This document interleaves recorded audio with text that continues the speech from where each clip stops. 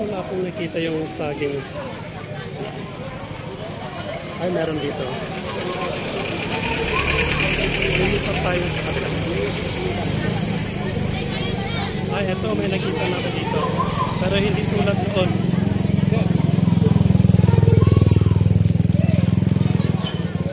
May nakita ko dito na saging pero hindi pa imbita talaga yung ano, yung medyo madami kasi last year ang haba na ang haba ata to. Excuse me.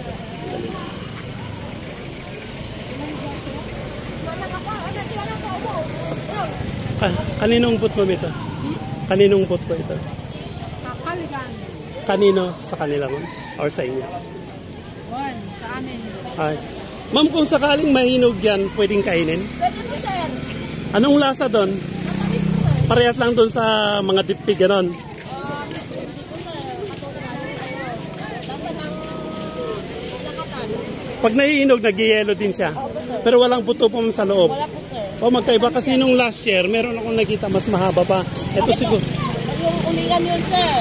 Ulingan yun. Ano yung ulingan? Yung ano, butang ulingan nung nila last year. Nahaba-haba na. Na medyo mas matanda kasi ito hindi pa masyadong ano. Habang hahaba pa yan po siguro ito, mama na. hanggang mawala tong ano. Dito. Wow. Anong tawag mo dito? Sweet banana. Ito yung sweet banana. Ganito na yung kalalaki, may inog na or lalaki pang konti. Hindi, ganito. Ay, sorry. Ganun po, sir.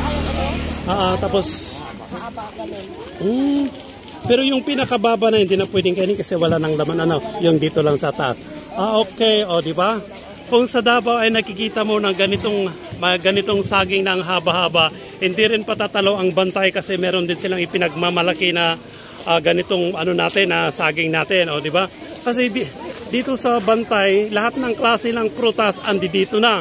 Hindi lang sa ibang lugar, kaya every year nagse-celebrate ko sila dito ng fruit festival. Dahil lahat po pwedeng tropical land po kasi dito sa Bantay, kaya pwedeng mabuhay lahat po ng klase ng ng prutas po natin. Hello ma'am, good morning. Sticker ito para may promote po natin ang Bantay na meron tayo. Vlog po yun. Again, thank you.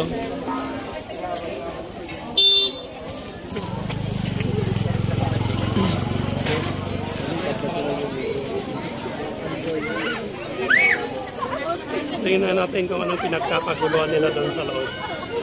Yung ano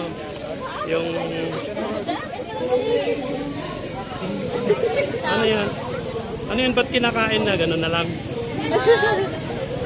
Pre-taste lang. Pre-taste lang, ganun. Pwede ka mag-pre-taste ko, pero pinili pa yan. Ay, hindi po pwede sa akin ang pre-taste ko kasi per kilo yun yung kinakain ko, nagpe-pre-taste ako. Joke lang. Doon po sa Ma'am. Ayun, namimili po si... Ma'am, magkano kung sakali, magkano per kilo nila yan? 50, sir. 50. Lahat po ng klase ng rambutan, 50, hindi? Ay, depende po sa klase. Depende sa klase. Opo, sir. May matamis, may maasim, may pait, ganun ba? Ay, matamis po lahat yung mga rambutan namin. Okay. Yung kalamansi sila siguro, sir, ang ang maasim. Pwedeng patigim kahit isa lang. Opo, para, sir, pwede. Para patunayan natin na totoo ang sinasabi nyo. Yes, sir. Kahit 5. Para I love you very much. Ano na lang yung may agad ko kayo. Pinatigim sa ang lahat ng isang Sige, ng isang rambutan. Baka ito siguro. Sige po, Okay, titingnan natin. Kung totoo yung sinasabi ni Madam na pwede po, yung bayabas, masarap. pwede po na mag-pre-taste lahat ng mga klase. Pwede po. Lahat ng klase. Pwede mag-pre-taste. Di ka malulugi doon? Hindi po, hindi. Basta bibili po kayo. Ay, oo. Maasim nga talaga. Ay, maasim. Matamis na talaga na. Opo. Hindi lang siya yung mad-juicy. Mahal namin na taga. Hindi yung masyadong mad-juicy. Baka yung red na yan. Ibang klase din po. Pero mas masarap ito kasi Kunwari lang para matikman ko yun. Okay lang yun. Okay lang yun, ma'am. Okay. At meron din silang na Ito po kayo. Ito yung nila. Ito yung food po nila. Sige.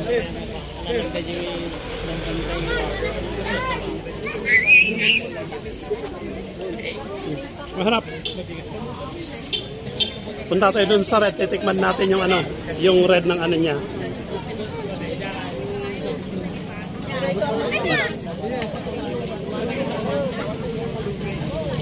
Ito yung sinasabi nila na araw-araw.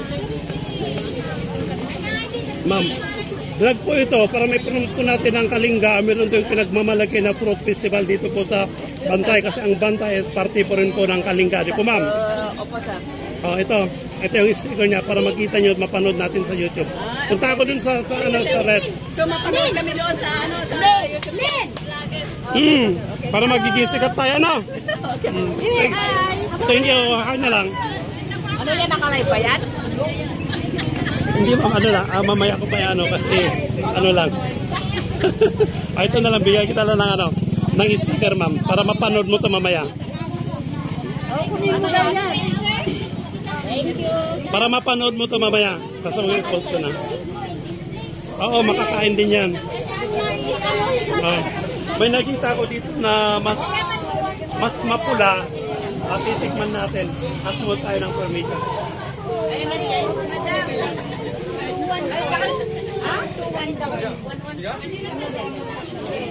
Ma'am, patigim ha. Ito yung red. Ma'am, patigim yung red. Para ma-compare ko kanong lasa yung ganun saka ito. Mas juicy.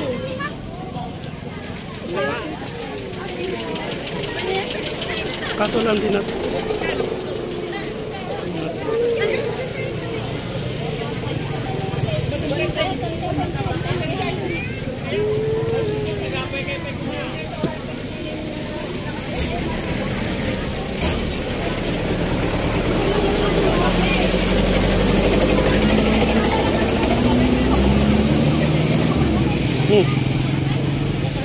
Ito yung red na tinikman ko. Mas juicy ng kaunti kaysa dito sa may tuklap. Pero parang semi-tuklap kasi natatanggal din yung ano niya.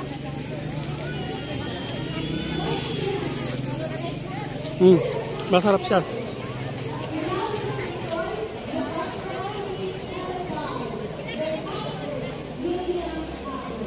Hindi lang pala prutas ang makikita mo dito.